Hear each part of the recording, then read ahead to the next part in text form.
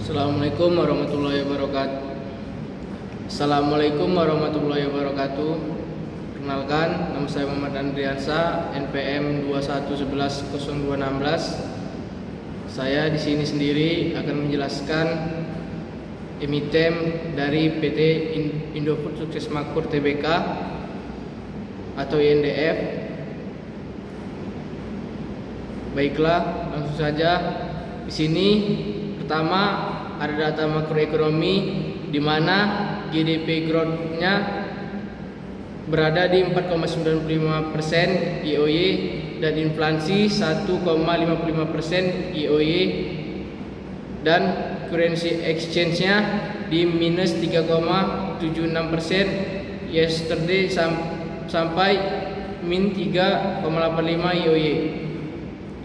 Selanjutnya ada BI rate-nya di 6% dan di sini ada trade balance-nya, di mana trade balance surplusnya atau defisitnya sebesar 28,86 billion US dollar, sedangkan current account defisitnya dari periode Januari sampai November 2024 minus 0,7% atau OF GDP. Selanjutnya di sini ada forex reference-nya sebesar 150,2 US dollar billion. Dan di sini ada fiscal defisitnya sebesar minus 2,7% dan investasi asing atau FDI foreign direct investment-nya sebesar 7.538 US dollar BNIP September 2024. Dan selanjutnya berikutnya ada sektor yang mempengaruhi pendapatan INDF.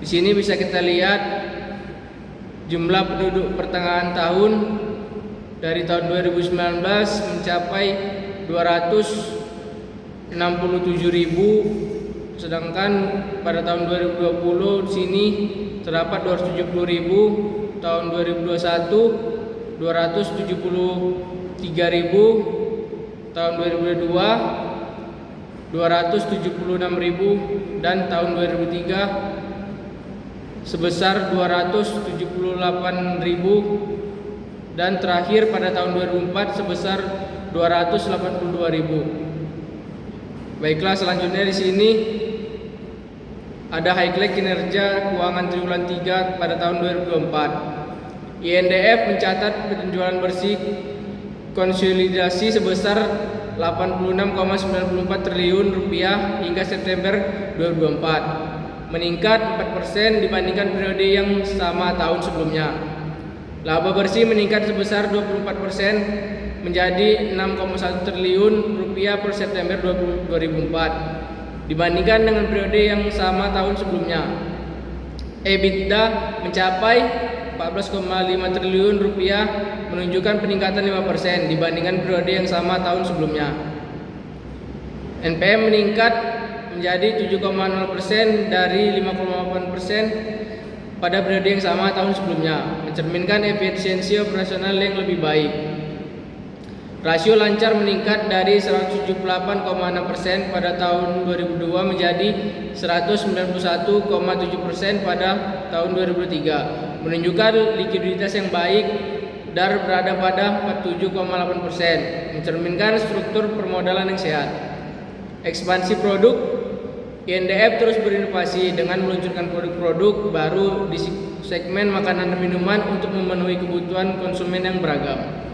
Perusahaan fokus pada digitalisasi proses bisnis dan peningkatan efisiensi operasional untuk mempertahankan daya saing di pasar. Dengan pertumbuhan populasi dan peningkatan daya beli masyarakat Indonesia, INDF berada pada posisi yang strategis untuk memanfaatkan peluang pasar dan meningkatkan kinerja di masa datang.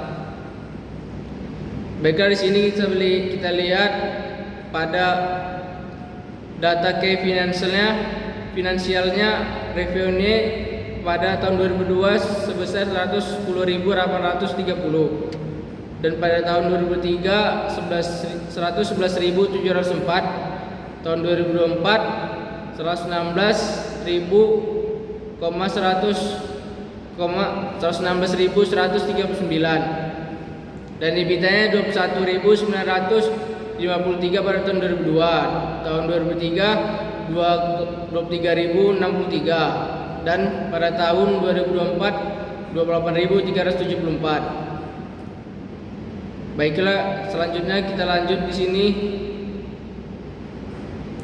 untuk kinerja segmen usahanya.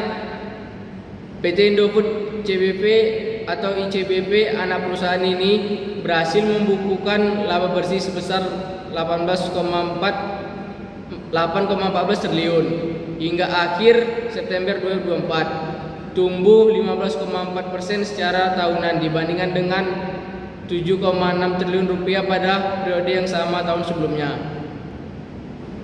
Selanjutnya ada Bogasari. Penjualan segmen ini turun 3% YoY menjadi 15,41 triliun rupiah pada kuartal 3 2024. Meskipun demikian, EBIT berhasil meningkat signifikan sebesar 20% YoY menjadi 1,22 triliun rupiah, mencerminkan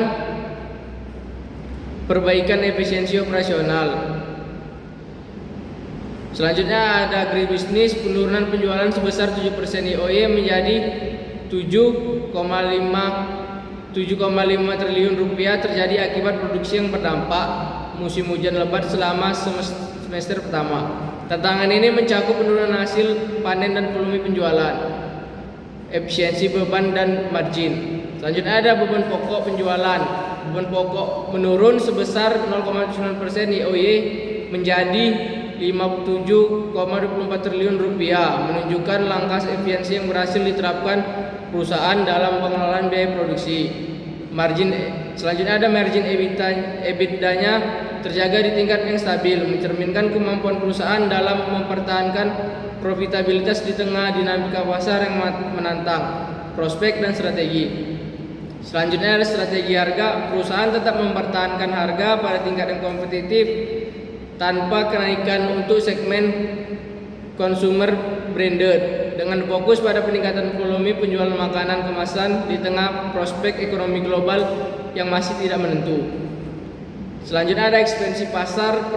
Pertumbuhan penjualan lebih cepat di pasar internasional, terutama di Timur Tengah dan Afrika, menjadi bukti keberhasilan strategi diversifikasi geografis dan ekspansi pasar global.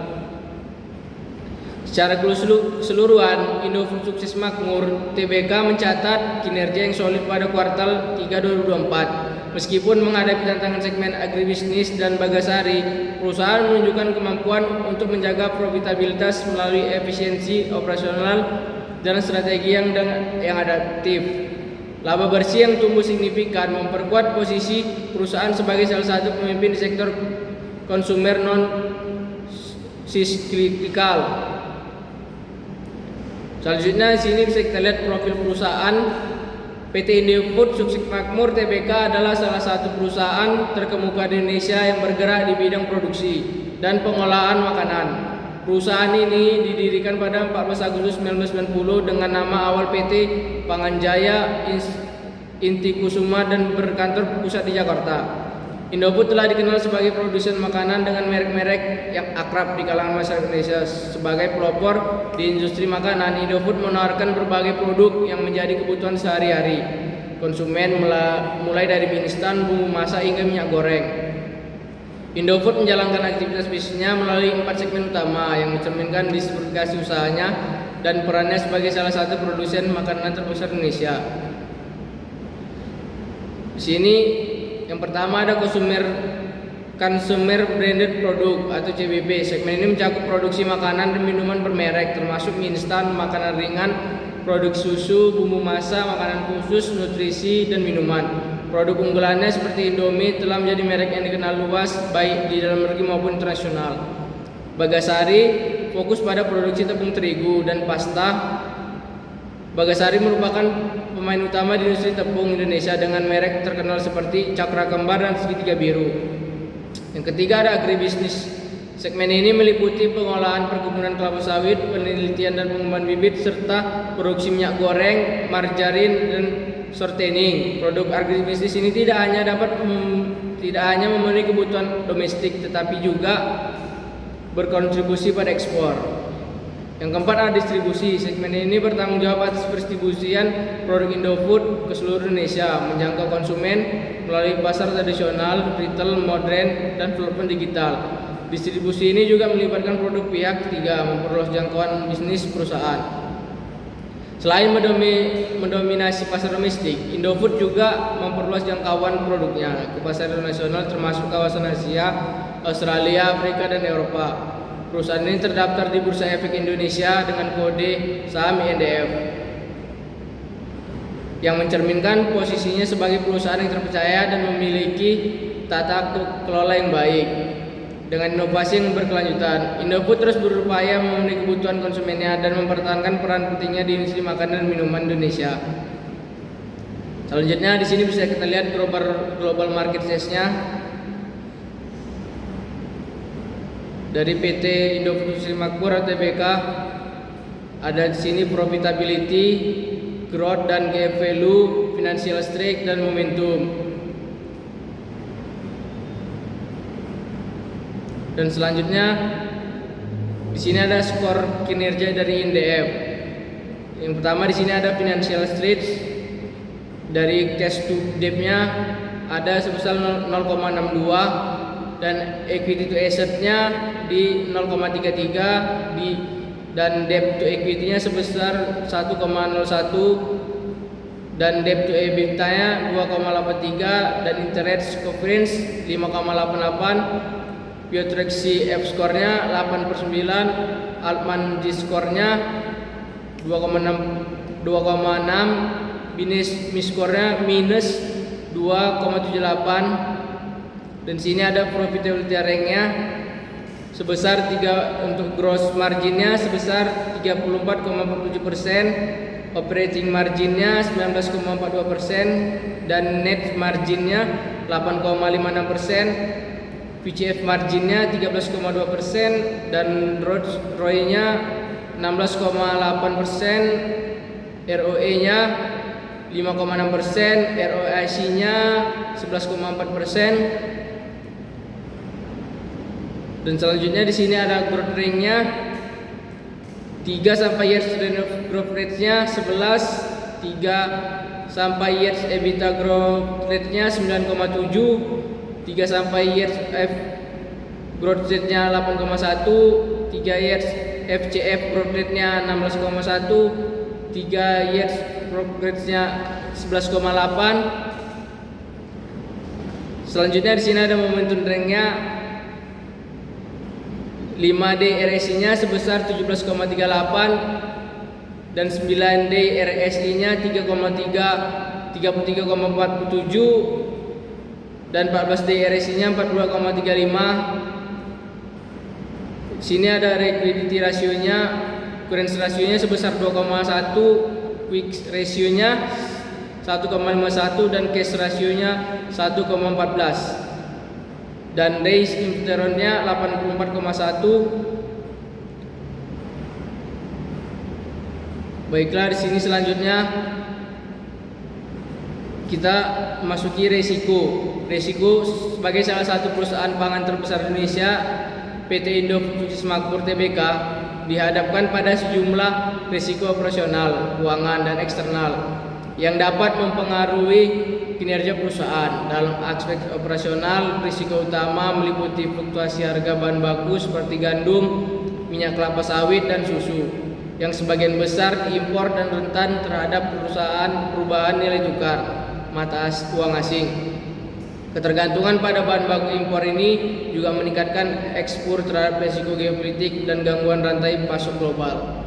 Selain itu, perusahaan menghadapi tantangan dalam mempertahankan kualitas produk di seluruh jaringan distribusi yang luas, terutama untuk produk dengan umur simpan pendek. Risiko ini semakin kompleks dengan adanya persaingan yang ketat di pasar makanan dan minuman, baik dari pemain lokal maupun internasional, yang dapat mempengaruhi pangsa pasar profitabilitas perusahaan. Dari sisi eksternal, Indofood juga terpapar risiko perubahan regulasi pemerintah, seperti kenaikan tarif impor atau kebijakan terkait produk pangan tertentu, yang dapat mempengaruhi biaya operasional dan strategi bisnis. Selain itu, perubahan pola konsumsi masyarakat akibat tren kesehatan dan keberlanjutan dapat menjadi tantangan bagi segmen tertentu yang membutuhkan inovasi produk untuk relevan dengan kebutuhan konsumen. Dan selanjutnya di sini bisa kita lihat untuk proyeksi keuangannya, revenue-nya pada tahun 2022 110.830, tahun 2003 111.704, tahun 2024 116.139, dan gross profitnya 33.972, tahun 2003 36.050, tahun 2024 39.174, dan EBITDA-nya 71.993, tahun 2003 23.063, dan tahun 2004 28.374. Baiklah, selanjutnya kita masuki valuasi dan rekomendasi. Di sini ada rumus WACC-nya, di mana WACC sama dengan E dibagi D tambah E kali TE plus D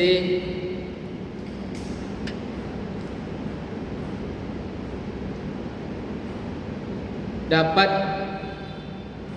Selanjutnya kita masuki valuasi dan rekomendasi. Bisa kita lihat di sini ada rumus WACC-nya.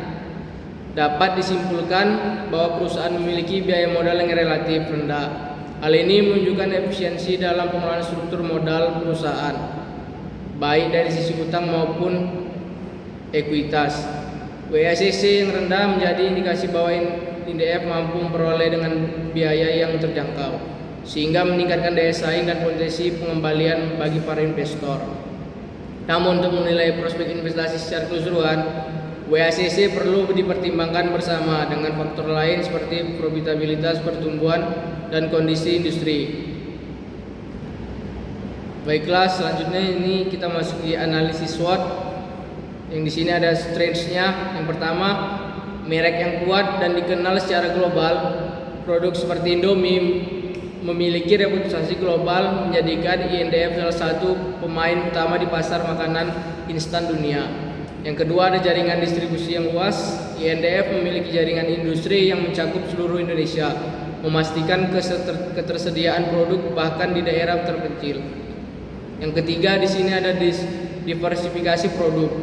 Portofolio produk yang beragam, mulai dari mie instan hingga makanan ringan dan minuman, memungkinkan perusahaan menjangkau berbagai segmen konsumen. Yang keempat, ada kondisi keuangan yang kuat. Stabilitas finansial yang solid memungkinkan INDF terus berinvestasi dalam inovasi dan ekspansi bisnis. Dan selanjutnya di sini ada weakness. Yang pertama, ada ketergantungan pada bahan baku impor. Sebagian bahan baku produk INDF berasal dari impor, sehingga rentan terhadap fluktuasi nilai tukar dan kebijakan perdagangan. Yang kedua, di sini ada perubahan preferensi konsumen yang cepat, di mana konsumen yang semakin sadar akan kesehatan dan lingkungan menuntut inovasi yang terus-menerus. Yang ketiga, di sini ada terlalu banyak merek dan inovasi rasa, di mana diversifikasi yang berlebihan dapat menyebabkan kebingungan konsumen dan meningkatkan biaya pemasaran. Yang keempat, di sini ada kurangnya keterampilan digital di beberapa area. Beberapa karyawan dan manajer mungkin kurang terampil dalam teknologi digital menghambat inovasi dan efisiensi operasional. Selanjutnya di sini ada opportunities-nya. Yang pertama, di sini ada pertumbuhan pasar yang berkelanjutan. Permintaan produk makanan dan minuman di Indonesia terus meningkat seiring dengan pertumbuhan populasi dan perubahan gaya hidup, memberikan peluang bagi INDF untuk memperluas pangsa pasar. Yang kedua, di sini ada ekspansi ke pasar internasional, kesempatan untuk memperluas jangkauan produk ke pasar global, terutama di negara-negara dengan populasi besar dan permintaan tinggi terhadap produk makanan instan. Yang ketiga, ada inovasi produk dan diversifikasi, pengembangan produk baru yang sesuai dengan tren kesehatan dan preferensi konsumen dapat meningkatkan daya saing dan menarik segmen pasar yang lebih luas. Selanjutnya ada threats. Yang pertama, ada persaingan yang ketat. Munculnya persaingan baru dan produk substitusi di pasar dapat mengancam pangsa pasar INDF, menuntut perusahaan untuk terus berinovasi dan mempertahankan kualitas produk. Yang kedua, di sini ada fluktuasi harga bahan baku. Perubahan harga bahan baku, terutama yang diimpor, dapat mempengaruhi biaya produksi dan profitabilitas perusahaan. Yang ketiga, ada perubahan regulasi pemerintah. Kebijakan pemerintah terkait industri makanan dan minuman, seperti peraturan kesehatan, lingkungan, dan perpajakan, dapat mempengaruhi operasional dan strategi bisnis INDF. Selanjutnya bisa kita lihat di sini ada rekomendasi dari TradingView-nya, analisis racingnya, ratingnya.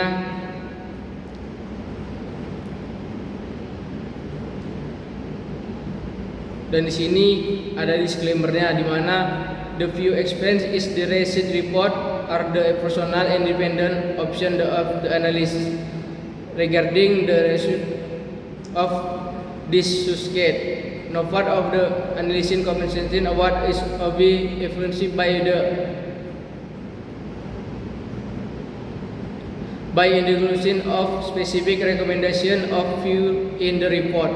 The analysis have made every reasonable effort to ensure the accuracy, independence, and objective of the analysis present herein. This document intended solely for international purposes and provided to the reference for personal use. This report should not be considered as an brutal sale or a selection to buy any securities maintained. Investment decisions made based of the report are undertaken and the range investor of risks. The other of this report always been analysis of loss of the mix tracing of force decisions. Will the information contained in the report has been obtained from source deemed reliable. The actuary completion and reliability of the data cannot be guaranteed. Investors are advised of performance to their of due diligence and consult with finance advisors before making investment decisions. Baiklah, itu saja penjelasan dari emiten dari PT Indofood Sukses Makmur atau TBK. Bila ada kekurangan, saya minta maaf.